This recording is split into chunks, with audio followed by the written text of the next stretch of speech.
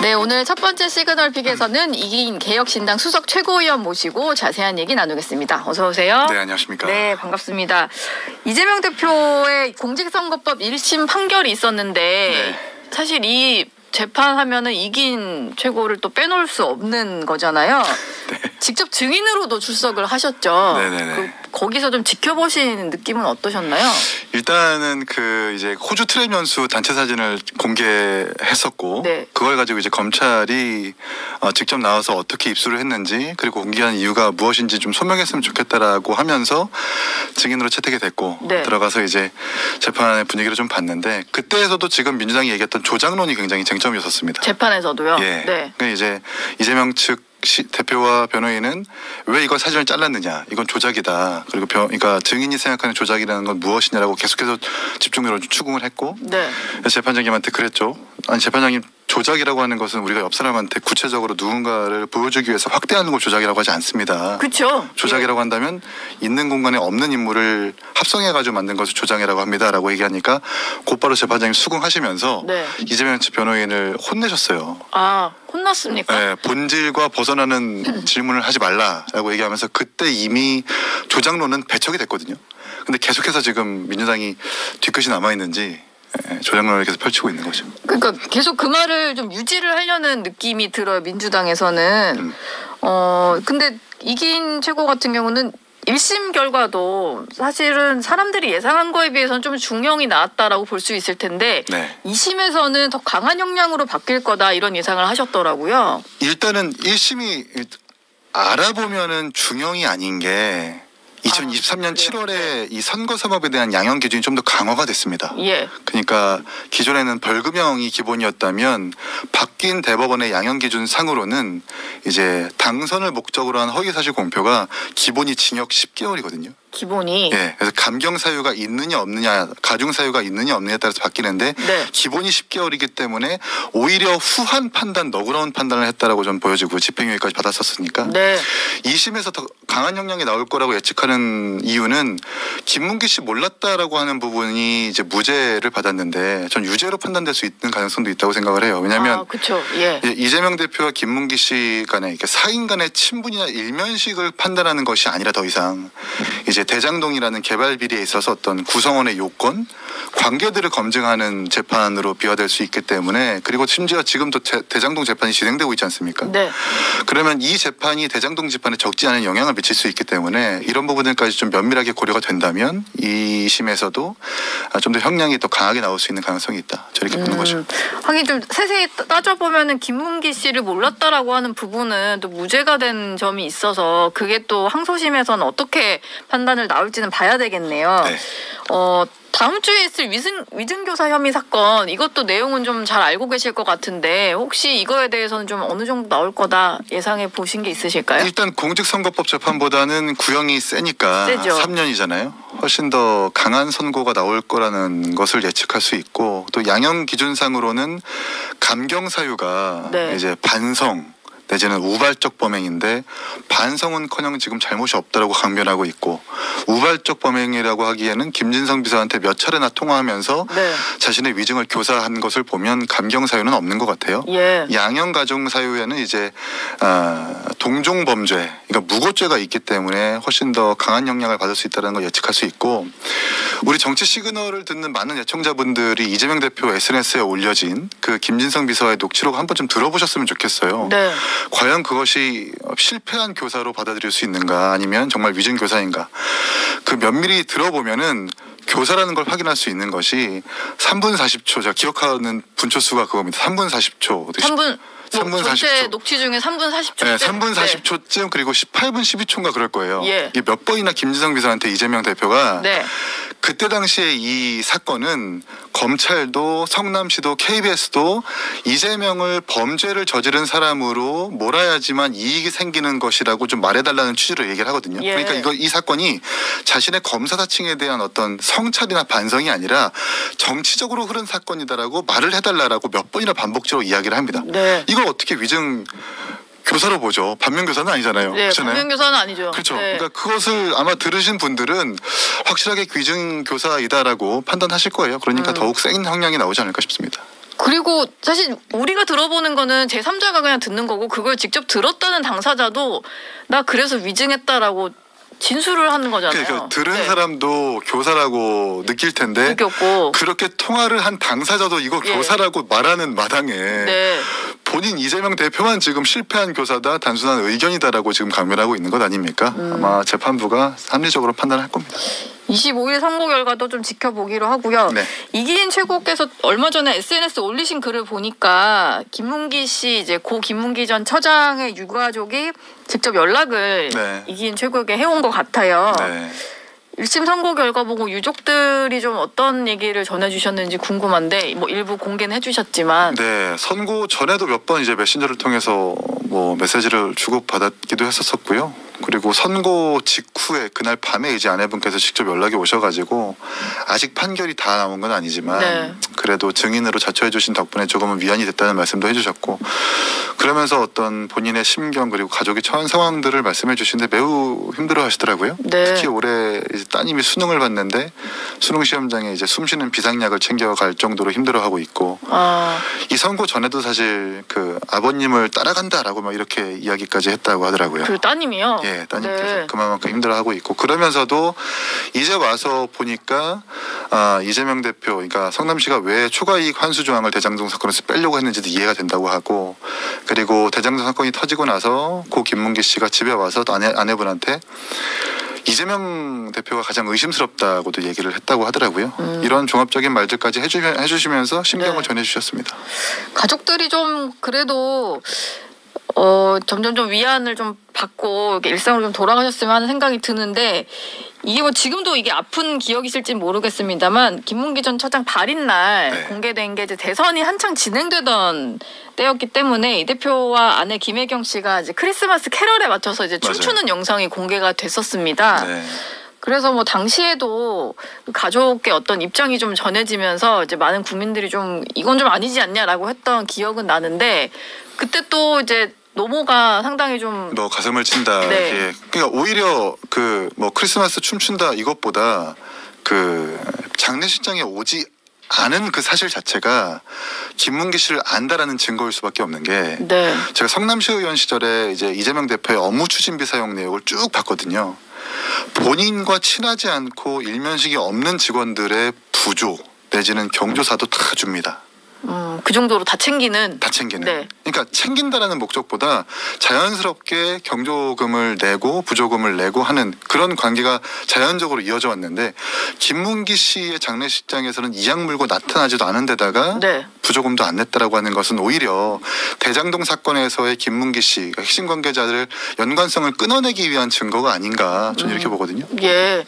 오히려 뭐 그냥 선거 캠페인에 동원돼서 뭐 춤추고 이게 문제가 아니라 와보지도 않은 부분. 그러니까 그게 더 크리스마스에서 춤춘 것도 그렇고 장례식장에 이악 물고 오지 않은 것도 그렇고 업무 추진비에서 흔하게 볼 수 있었던 그 일반 하위 직원들의 경조 부조금을 챙긴 것도 그렇고 김문기 씨한테 그렇게 하지 않은 것을 보면 김문기 씨를 알고 있지만 끝끝내 부인하려는 의도가 아닌가 싶어요. 그 국민의힘에서 강승규 의원 같은 경우는 지금 그 김문기 처장도 그렇지만 뭐 유한기 성남도시개발공사 본부장도 있고 이 대표와 관련된 여러 가지 의혹들에 좀 연관된 분들 그 사실을 좀 알만한 분들 중에 좀 숨지신 분들이 많아요.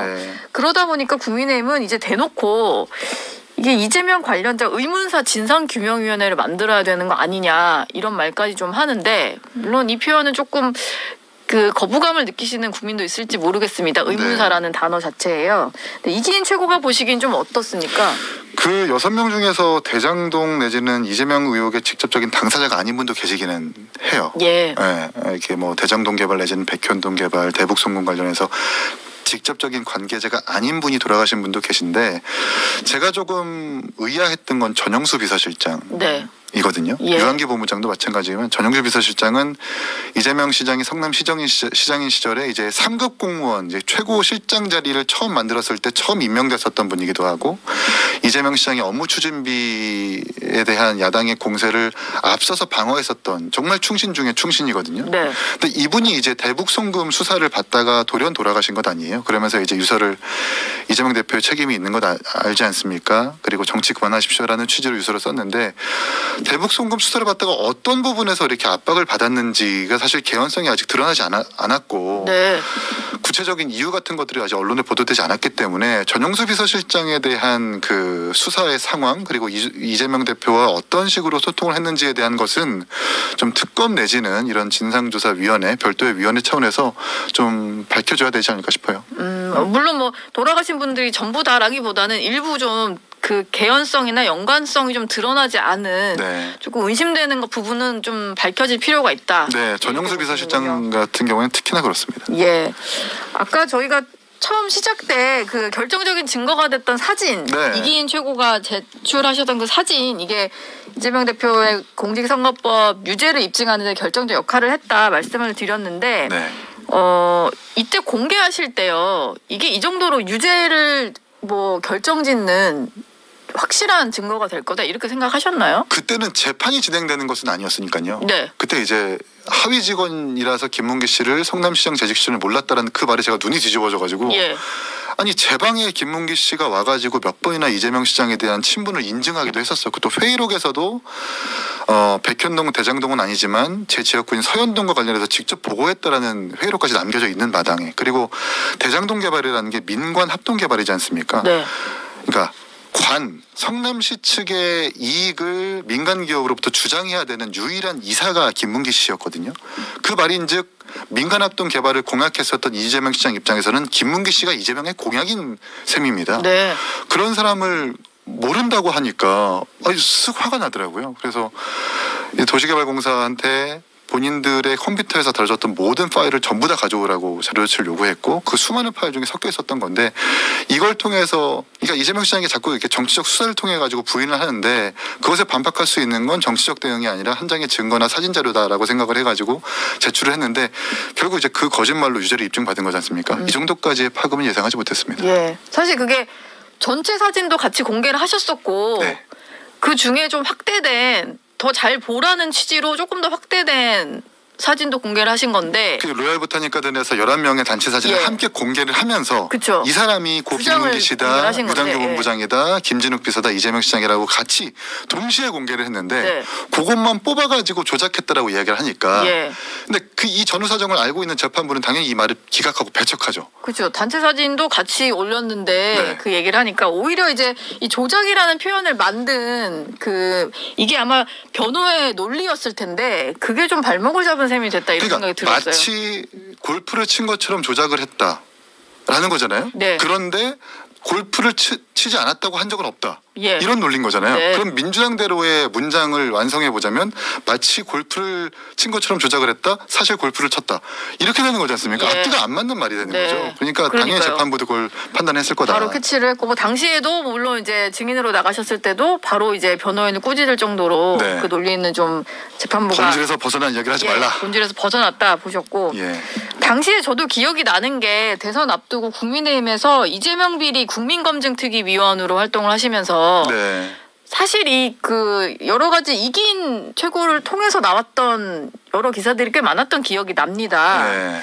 그래서 뭐 이재명 저격수라는 이름으로도 좀 불리셨었잖아요. 네. 좀 활동 남는 다른 기억들도 좀 있으신가요?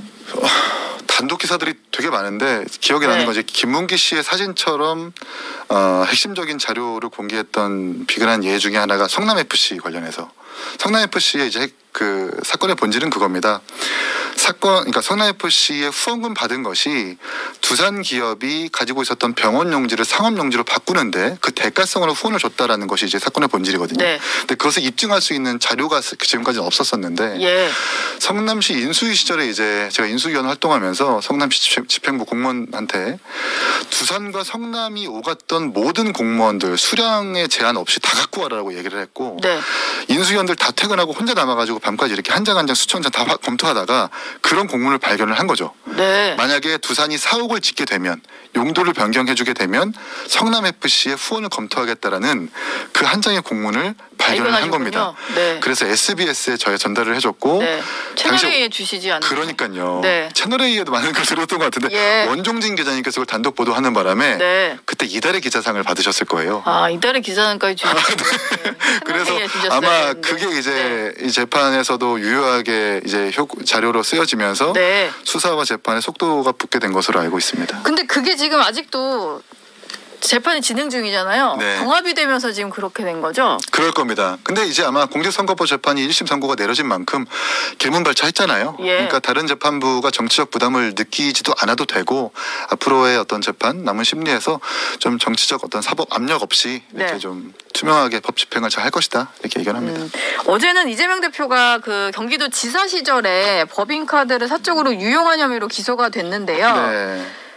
이 부분도 혹시 좀 살펴보신 적이 있나요? 이게 뭐 어제 검찰이 기소한 내용을 좀 조목조목 뜯어 보니까 상당히 좀 그 이 정도까지 해서 썼어야 하나 할 정도로. 아 근데 그게 네. 경기도에서부터 시작된 게 아니라 성남시에서부터 시작이 됐었어요. 성남시장 시절부터. 시절 때도 업무 추진비는 사실 예외적인 경우가 아니면 현금으로 뽑았으면 안 되는데 현금으로 뽑았었다라는 그 주장도 제가 해가지고 기사도 많이 됐었었고 예. 그때 당시에 이제 이재명 대표가 살고 있는 그 순회동 집에 앞에 있는 과일집이 있는데 거기에 막 한 차례 수십만 원씩 쓴 것들이 드러나가지고 이거 이른바 카드값 아니냐라는 의혹을 몇 번이나 제기를 했고 네. 그리고 지금 제 핸드폰 녹취록에도 모 퇴직 공무원이 그 당시에 공무원이었다면 비서실에서 업무 추진비 유용한 거 모르는 사람 없을 거다라는 취지의 녹취가 지금 있거든요. 네. 경기도에서 유달리 새삼스럽게 불거진 게 아니라 성남시에서부터 이뤄진 것이기 때문에 오히려 기소가 늦은 거다. 네. 그리고 유죄는 분명히 성남에서부터 해오던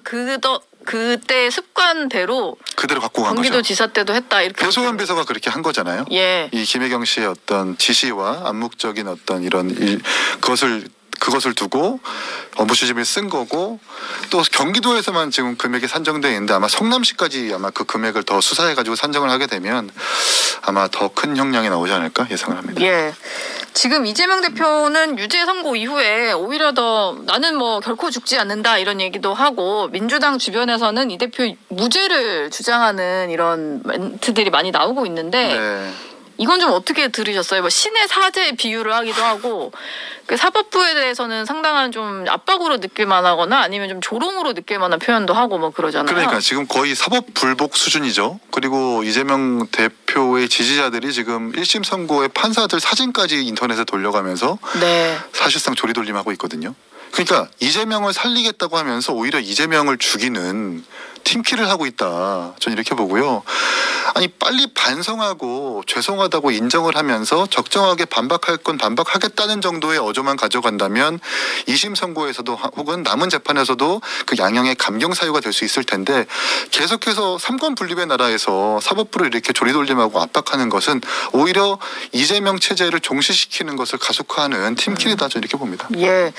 보니까 야 5당 같은 경우는 다 같이 좀 민주당이랑 장외 집회를 시작하겠다 이런 것 같은데 물론 이재명을 지키겠다는 목적보다는 이게 조금 동력이 약해질까 봐 네. 정권 규탄 집회를 좀 이어가자라는 취지 같아요. 근데 개혁신당은 동참하시진 않는 것 같던데 개혁신당 스탠스가 좀 궁금하거든요. 아니, 근데 이 집회가 누가 봐도 탄핵 빌드업 집회잖아요. 예. 그리고 사법 선고를 앞두고 사법부를 압박하기 위한 집회이고요. 이런 정치적 집회에 저희가 왜 참여합니까? 그리고 물론 지금 윤석열 정부 비판받아 마땅하죠. 그리고 김건희 여사에 대한 특검도 저희 3명의 의원들 찬성한 바 있고요. 그런데 탄핵됐다고 해서 그 순기능을 국민들이 과연 알고 계실까? 박근혜 정부 탄핵되고 나서 들어선 문재인 정부가 사실 잘했습니까? 못했잖아요. 예. 계층과 세대로 지역으로 갈라놓고 지금 사실상 정치적 내전 상태라고 저는 표현하는데 그런 상태에서 이런 집회에 동조할 수 있는 중도층의 국민들이 얼마나 계시겠어요? 저는 네. 그런 여론을 알고 있기 때문에 개혁신당은 이런 정치적 집회나 이런 장외투쟁에 참석할 생각이 없다. 오히려 국회에서 할 말은 하고 싸울 건 싸운다. 이렇게 생각을 합니다. 알겠습니다. 지금까지 이기인 개혁신당 수석 최고위원과 함께했습니다. 고맙습니다. 감사합니다. 감사합니다.